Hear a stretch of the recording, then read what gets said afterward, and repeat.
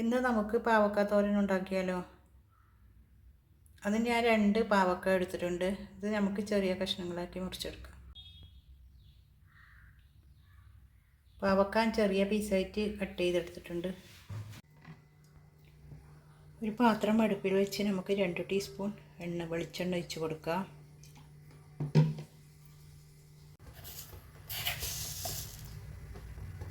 കടുക് ഇട്ട് കൊടുക്കാം.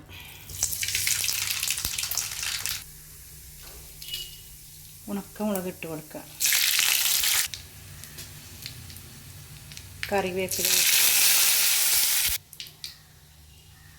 ഇനി നമുക്ക് വെളുത്തുള്ളി ചേർത്ത് കൊടുക്കാം.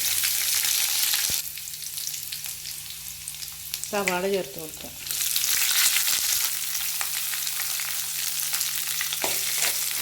നന്നായി ഇളക്കാം.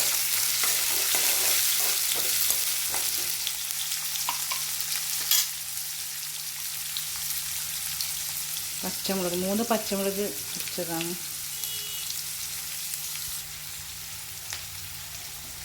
ഇനി ഞാൻ ചേർക്കാൻ പോകുന്നത് തക്കാളിയാണ്. ഒരു ചെറിയ തക്കാളി കട്ട് ചെയ്തെടുത്തത്.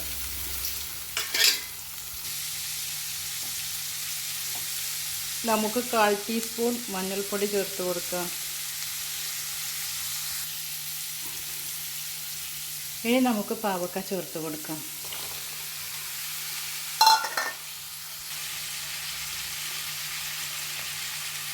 ഉപ്പ് ചേർത്ത് കൊടുക്കാം. ഇനി നമുക്ക് അടച്ച് വെച്ച് വേവിക്കാം. ഇത് തികച്ചും ഞാൻ നാടൻ രീതിയിൽ ഉണ്ടാക്കുന്നതാണ്. ഒട്ടും കയ്പില്ലാതെ നമുക്കിത് നമുക്കിതിലേക്ക് കുറച്ച് പുളിവെള്ളം ചേർക്കാം.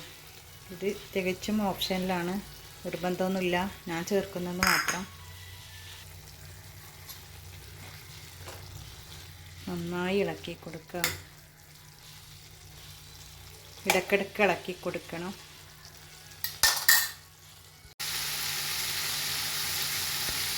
നമ്മുടെ പാവക്ക തോരൻ ഇവിടെ റെഡിയായിരിക്കുന്നു. എല്ലാവരും ഒന്ന് ട്രൈ ചെയ്ത് നോക്കണേ. ഇതും ഒട്ടും കയ്പില്ലാതെ നമുക്ക് കഴിക്കാം.